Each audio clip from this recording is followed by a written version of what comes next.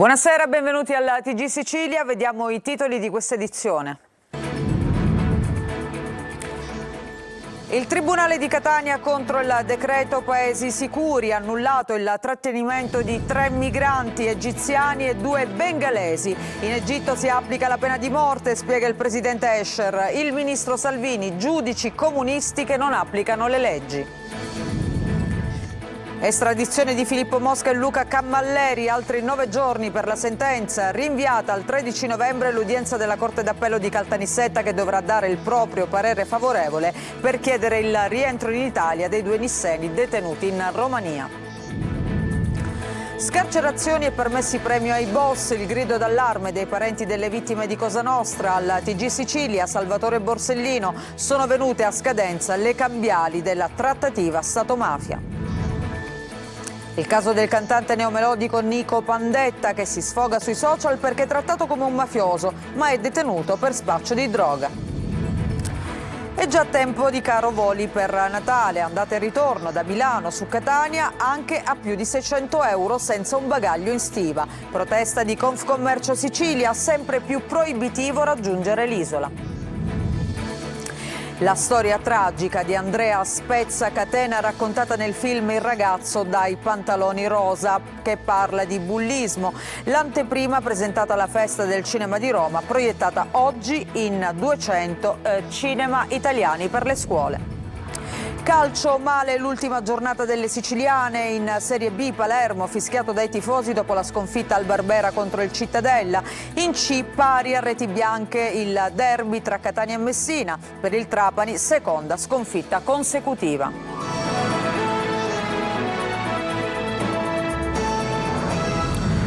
Bentrovati, lo avete sentito in apertura, un nuovo scontro tra magistrati e governo. A Catania il giudice annulla il provvedimento di trattenimento di 3 egiziani e 2 bengalesi che avevano chiesto lo status di rifugiati. Si tratta del primo provvedimento che arriva dopo il decreto del governo Meloni sui paesi sicuri. Sentiamo.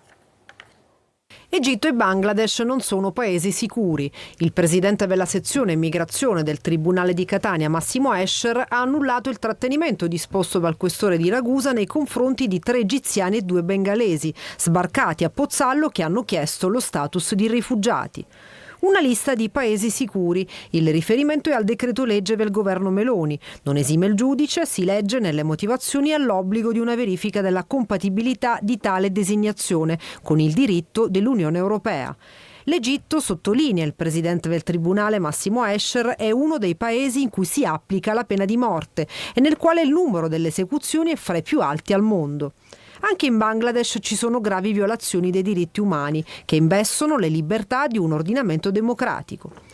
È la prima pronuncia di questo tipo dopo il decreto legge sui paesi sicuri. Il presidente Escher, che sottolinea la necessità nel valutare il trattenimento di esaminare la qualifica data a Egitto e Bangladesh con il decreto legge del 23 ottobre 2024, che li include in una lista che non prevede alcuna eccezione né per aree territoriali né per caratteristiche personali. L'annullamento deciso dal Tribunale di Catania fa infuriare il vice premier e il ministro Matteo Salvini, che tuona per colpa di alcuni giudici comunisti che non applicano le leggi. Il paese insicuro ormai è l'Italia, ma noi non ci arrendiamo. Restano in carcere in Romania Filippo Mosca e Luca Cammalleri. Questa mattina la Corte d'Appello di Caltanissetta, che deve dare un parere favorevole per la richiesta di estradizione dei 2 giovani, ha rinviato l'udienza al prossimo 13 novembre a causa di un problema tecnico con il collegamento con il carcere di Bucarest, dove si trovano i 2 trentenni nisseni detenuti. Rita Cinardi.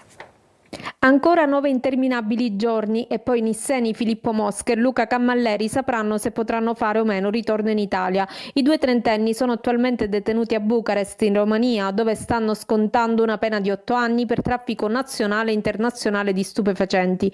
Questa mattina la Corte d'Appello di Caltanissetta avrebbe dovuto decidere sulla loro estradizione, ma per un problema tecnico con il collegamento in videoconferenza dal carcere rumeno, l'udienza è stata rinviata al 13 novembre. Abbiamo avuto un incontro da parte della Corte d'Appello, la quale, capendo anche delle difficoltà insomma, dei ragazzi ha dato un rinvio brevissimo, per cui si tratterà di aspettare solo una settimana. Momenti di sconforto questa mattina per i familiari dei due ragazzi arrivati al Palazzo di Giustizia, fiduciosi di poter riportare Filippo e Luca in Italia nel più breve tempo possibile. Quello per cui stiamo lottando è l'attesa, contro cui stiamo lottando è l'attesa. E quello che speriamo è un rientro veloce di Luca e Filippo, che sono in condizioni proprio estreme mentalmente. Filippo Mosca e Luca Cammalleri furono arrestati il 3 maggio del 2023 mentre si trovavano in vacanza in Romania. Una ragazza che era in loro compagnia si era fatta recapitare nell'albergo in cui stavano trascorrendo le vacanze un pacco all'interno del quale la polizia aveva trovato 150 grammi di droga. Nonostante la terza imputata si fosse assunta la totale responsabilità del possesso dello stupefacente, i due nisseni sono stati condannati comunque a 8 anni di carcere. E adesso il grido d'allarme dei parenti delle vittime di mafia dopo le continue scarcerazioni e i permessi premio che vengono concessi ai boss. Salvatore Borsellino, fratello di Paolo, dice sono venute a scadenza le cambiali della trattativa Stato-mafia. Lorena Dolci. Permessi premio e termini di custodia cautelare scaduti, così escono dal carcere storici capi mafia, tra loro anche fedelissimi di Messina Denaro. L'ultimo in ordine di tempo è stato il boss mafioso palermitano Ignazio Pullarà, uscito dal carcere per un permesso premio di 15 giorni. Le scarcerazioni legittime per gli avvocati a norma di codice preoccupano i parenti delle vittime di mafia. Sono venuti a scadenza e stanno per essere pagate quelle cambiali che sono state contratte nel corso di quella trattativa Stato-mafia, che benché dal punto di vista dei processi penali si sia concluso con delle assoluzioni, perché purtroppo il principio è questo, che lo Stato non può processare se stesso, però quella trattativa sicuramente c'è stata. Nei giorni scorsi Borsellino e altri familiari di vittime di stragi hanno ribadito la loro urgenza di verità dal Palazzo del Senato,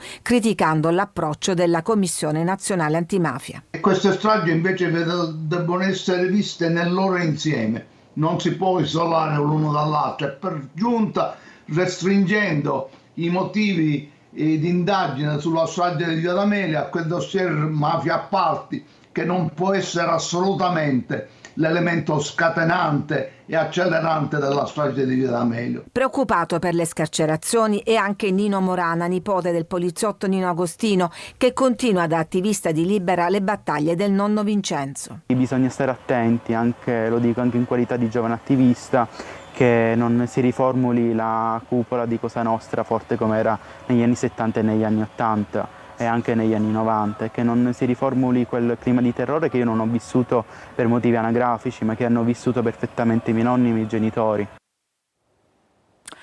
E adesso parliamo della movida violenta a Catania. Baby gang, risse tra giovanissimi e le ragazze non si tirano indietro, anzi sono tra le più scatenate protagoniste. L'ultimo scontro sabato sera tra Vietnea e Piazza Stesicoro, 3 feriti e 3 identificati. Ci dice tutto Eva Spampinato. Visto che c'erano 2 pattuglie dei carabinieri e un'ambulanza. Un normale sabato sera in Vietnea, a Catania. Una passeggiata, un selfie limone e sale e una rissa, come mostra uno dei tanti video che girano su TikTok e documentano l'insana abitudine del sabato sera catanese. L'ultima scazzottata è avvenuta 2 sere fa, secondo le testimonianze di alcune commesse di un negozio all'angolo con Piazza Stesicoro tra le 20:30 e le 21, quando le ragazze stavano chiudendo le saracinesche per rincasare. Abbiamo notato ambulanze, polizia, carabinieri, dei ragazzi che erano messi là, ragazzi sia maschi che femmine. Le femmine inoltre erano molto peggio dei ragazzi. Pare che la rissa sia scoppiata per uno sguardo di troppo, una tagliata, occhiata, non gradita da un gruppo di bulli e bulle, tutti minorenni, che stavano passando da qua. Era più o meno qua, c'era un'ambulanza e più pattuglie della polizia. Il ragazzino preso di mira si è rifugiato in Piazza Stesicoro vicino ad un noto fast food, ma è stato raggiunto dal branco di circa 20 persone che hanno incominciato ad alzare le mani, calci, pugni, spintonate. Un ragazzo ha sbattuto la testa e altre 2 ragazze sono rimaste ferite. È intervenuta una volante della polizia alla quale sono seguiti i rinforzi e poi l'identificazione di 3 bulli, 2 ragazzine e un ragazzo, tutti tra i 14 e i 16 anni. Spesso queste risse scattano con pretesti inesistenti e solo per ingannare il tempo, se non addirittura per moda. Allora, io faccio l'educatore in una scuola, di formazione professionale, dove praticamente tratto i ragazzi dai 14 anni ai 20. Cercano il pretesto per litigare, dei loro obiettivi per uscire, cioè escono per litigare. Con l'intervento delle forze dell'ordine la folla si è dispersa, ma si aspetta solo il prossimo sabato sera per tornare a fare i tafferugli della Movida. Il cantante neomelodico Nico Pandetta, detenuto per spaccio di droga, rompe il silenzio dal carcere e denuncia di essere trattato come un mafioso. Ma ci si chiede come faccia a pubblicare questi sfoghi sui social. Luca Ciliberti. Uno sfogo diretto sui social, dove il suo seguito è ancora numerosissimo, quasi 1 milione di follower. Lamenta un trattamento carcerario a suo modo di vedere ingiusto, un post in cui denuncia di essere trattato come un mafioso e messo in isolamento. La firma del post è quella di Nico Pandetta, non un nome qualunque, ma quello di un noto cantante trap neomelodico, nipote del boss ergastolano Turi Cappello, che non dovrebbe e non potrebbe comunicare con l'ampia platea dei social, visto che oggi è rinchiuso nel carcere di Favignana. Nico Pandetta sta scontando una condanna a 4 anni di reclusione per spaccio di droga ed evasione, alla quale si è aggiunta un'altra condanna a 1 anno e 4 mesi per la rissa davanti alla discoteca Vecchia Dogana di Catania. I suoi legali, gli avvocati Maria Chiara Monte e Salvatore Pace, ritengono le sue richieste legittime e previste dall'ordinamento penitenziario, non essendo detenuto per reati ostativi. Aggiungono che il loro cliente in 2 anni è stato trasferito in più penitenziari senza mai tenere conto di preservare la vicinanza e i legami familiari. Incuriosisce però come Pandetta sia in grado di comunicare all'esterno nonostante il regime di reclusione. Quella storia su Instagram non è isolata, basta navigare sul suo profilo per vedere ad esempio la foto di una cella che riprende la zona d'aria dietro le sbarre, le immagini dei suoi trasferimenti dal carcere verso il tribunale o in un'aula durante le udienze. L'avvocato Chiaramonte spiega che i post sono gestiti dallo staff e dal manager che gli curano i canali social. Per l'utente comune ovviamente questo passaggio non è chiaro e il risultato confonde e lascia tanti dubbi sulle regole e sulla gestione del regime carcerario. Al momento il cantante potrebbe tornare in libertà, salvo sorprese, tra circa 1 anno. Oggi in Italia si celebra l'unità nazionale delle forze armate, cerimonie anche in tutta la Sicilia con una vasta presenza di giovani. Il presidente Schifani dice onore ai siciliani che hanno servito il paese. Noi abbiamo seguito i festeggiamenti a Siracusa. Francesco Aloi.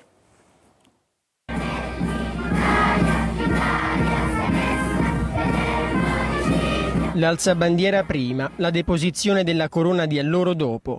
Il 4 novembre si celebrano le forze armate. L'Italia ricorda chi ha lottato per la patria. Cerimonie da nord a sud. Qui siamo a Siracusa. Per le istituzioni è importante questo giorno, ma è importante l'impegno, cioè quello di far comprendere ai giovani come nel 2024 si sia arrivata all'unità di questo paese. E sono proprio loro, i giovani, che diventano quasi i protagonisti della giornata. Come dice il capo dello Stato Mattarella, le giovani generazioni devono percorrere la strada dell'impegno per la difesa dei valori della Costituzione. Ma 4 novembre significa anche caserme aperte. Qui i più piccoli scoprono la Guardia di Finanza, facendo anche qualche giochino. Il giochetto è spiegare ai bambini che per andare in gita scolastica ognuno di loro deve mettere un soldino di cioccolato. Noi selezioniamo un bambino che ovviamente farà l'evasore fiscale in questo caso e quindi alla fine della dimostrazione verrà fuori che non ci sono abbastanza soldini per pagare la gita. E poi ci sono le vetrine delle vie dello shopping a tema. Mi ha incuriosito, infatti sono venuto a guardare. È una bella iniziativa che hanno messo adesso in atto da poter far vedere a tutti. E adesso cambiamo argomento, parliamo del caro voli che già è arrivato con più di 1 mese e mezzo appunto di anticipo rispetto poi al Natale, e già prenotare il viaggio festivo appunto per gli studenti, soprattutto fuori sede, è proibitivo, i costi sono altissimi e la Confcommercio protesta. Desiree Ferlito. Natale sempre più vicino e puntuale, come sempre il caro voli nelle tratte nazionali da e verso la Sicilia si ripresenta.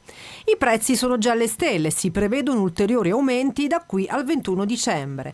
Prenotare il viaggio festivo con un mese e mezzo di anticipo per gli studenti fuori sede è già proibitivo, per non parlare delle ripercussioni sul turismo, come evidenzia Confcommercio. Questa barriera di costi penalizza fortemente il settore, che così si deve accontentare solo del turismo bordi e fuggi con una scarsa capacità di spesa. Ma facciamo qualche esempio. Inseriamo su un motore di ricerca un volo di andata e ritorno con tratta Milano-Catania dal 21 dicembre al 6 gennaio. Come vedete i prezzi sono già altissimi, in alcuni casi superano i 600 euro, senza l'aggiunta del bagaglio e i costi di assicurazione.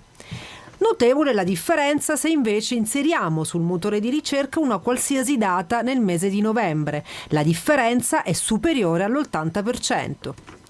I residenti in Sicilia potranno contare sul bonus voli istituito dalla Regione, che prevede il rimborso del 25% del prezzo del biglietto sulle tratte nazionali. La misura viene confermata anche quest'anno e ci sono fondi in più che potrebbero portare lo sconto al 30% sui voli di Natale.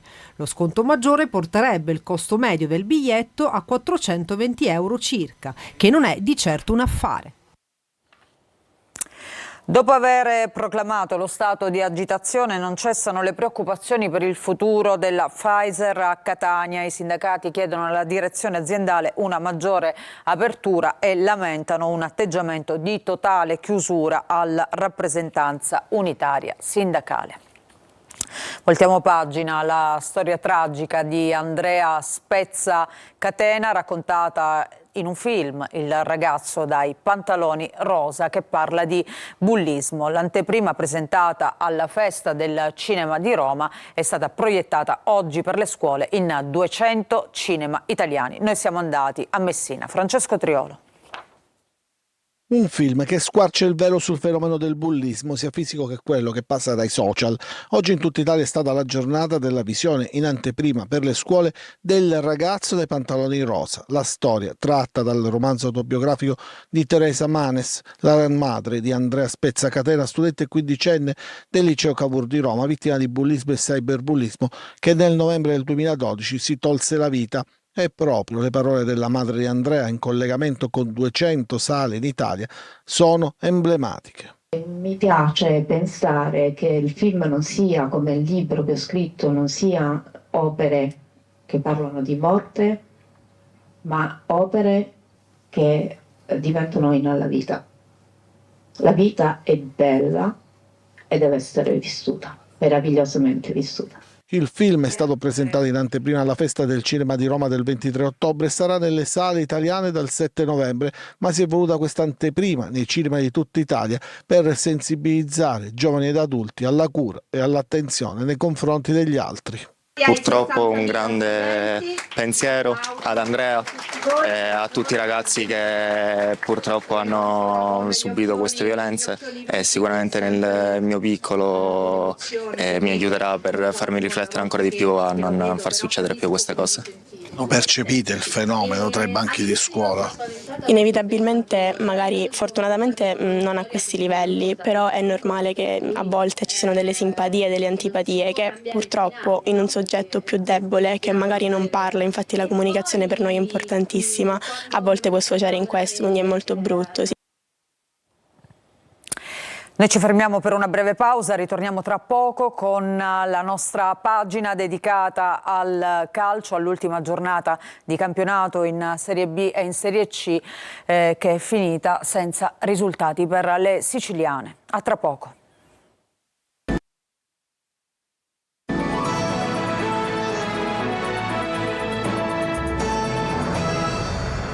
Ancora ben trovati, seconda parte del nostro telegiornale, adesso il calcio, la Serie B, delusione e amarezza per i tifosi della Palermo. Al Barbera ieri ha vinto il Cittadella con il gol di Pandolfi e la vetta si allontana. Marco Gulla. Luca Pandolfi è senza dubbio la bestia nera del Palermo e il rosanero ha segnato 3 gol e tutti e 3 nei secondi finali di match. L'ultimo lo ha realizzato ieri al Barbera al 92esimo, quando ormai lo 0-0 tra Palermo e Cittadella sembrava scritto in calce. Non è stato così. I rosanero ancora una volta beffati al termine di una prestazione dai 2 volti. Sprint nel primo tempo con alcune occasioni fallite da Insigne, sottotono nella ripresa con la foga che è andata a scapito della precisione. Una partita che è difficile da commentare, però dobbiamo metterci la faccia ed essere molto arrabbiati, perché quando fai una prestazione del genere nel primo tempo sei 0-0 e il secondo finisce 1-0 per gli altri, ora al computo di occasioni create, sbagliate, di episodi sfavorevoli, diciamo così, la partita la devi vincere per quello che hai fatto. Un rigore non ha segnato, ma il Palermo ancora una volta ha peccato di poca concretezza sotto porta, le migliori occasioni capitate sui piedi di Insigne. È stata una partita strana, una partita dove abbiamo creato tanto, però purtroppo non abbiamo portato a casa la vittoria. Però abbiamo provato a giocare, ci siamo riusciti a tratti, però pure non siamo riusciti a portare a casa il risultato, però siamo contenti della prestazione. Sugli spalti anche Fabrizio Miccoli, poi i fischi a fine partita, i tifosi rosanero gridano meritiamo di più. La vetta si allontana, ma probabilmente questo Palermo non è idoneo per giocarsi la promozione diretta. Venerdì rosanero a Frosinone. Adesso in Serie C si chiude a reti inviolate il derby tra Catania e Messina. Per i rossazzurri, che hanno sprecato tantissimo in attacco, il segno di una frenata evidente. Per i giallorossi invece un punto positivo dopo le ultime 2 pesanti battute d'arresto. Marco Carli. Un punto a testa, ma dal valore diverso per Catania e Messina. I numeri parlano di una frenata evidente da parte dei rossazzurri, 3 punti nelle ultime 4 partite. Una frenata arrivata con modalità diverse dopo la prova incolore con Latina e una gara interlocutoria con la Turris. Col Messina il Catania ha creato tanto, finalizzando nulla. Merito di Krapicas, migliore in campo dei giallorossi, demerito degli avanti rossazzurri capaci di sprecare l'inenarrabile. Questo errore di Montalto a pochi minuti dalla fine a porta vuote con il Messina in 10 è l'immagine della partita e del momento rossazzurro. E torniamo ai numeri: 15 gol in 13 partite, pochi per chi ha ambizioni da primato. Alla fine arrivano i fischi.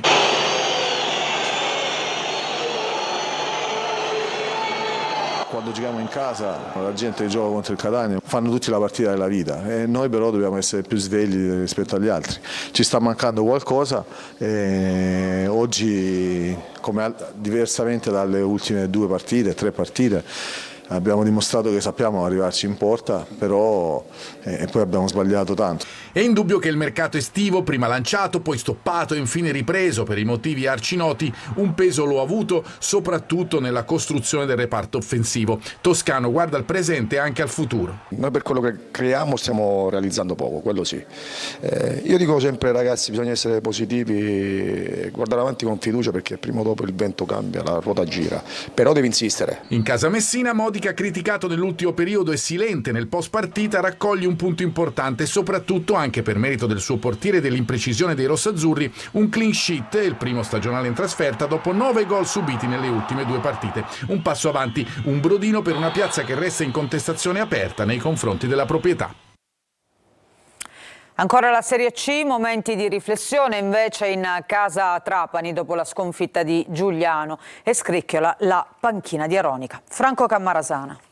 Momenti di riflessione in casa Trapani dopo la sconfitta di Giuliano. Doveva essere la gara del riscatto dopo lo scivolone di mercoledì ad opera dell'Avellino, ed invece la squadra granata si è resa protagonista di una prestazione poco convincente, involuta sul piano del gioco rispetto al primo tempo della gara con l'Avellino. A complicare le cose gli infortuni di Balietti e Zuppel, che hanno costretto il Trapani a giocare in 10 dal 70° in poi.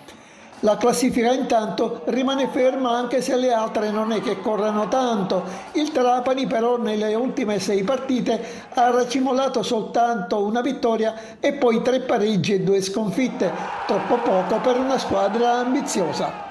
Oltre che dei risultati, il presidente Antonini si è detto non soddisfatto anche di alcune scelte operate dal tecnico Aronica, confermato dopo la gara con l'Avellino, ma la cui panchina appare tutt'altro che solida. Molto probabilmente sull'attuale situazione del Trapani stanno pesando le decisioni di Antonini di scommettere prima su Torrisi e poi su Aronica, allenatori bravi ma senza esperienze pregresse in Serie C, e di aver costruito un organico forte solo in parte dei giocatori messi sotto contratto.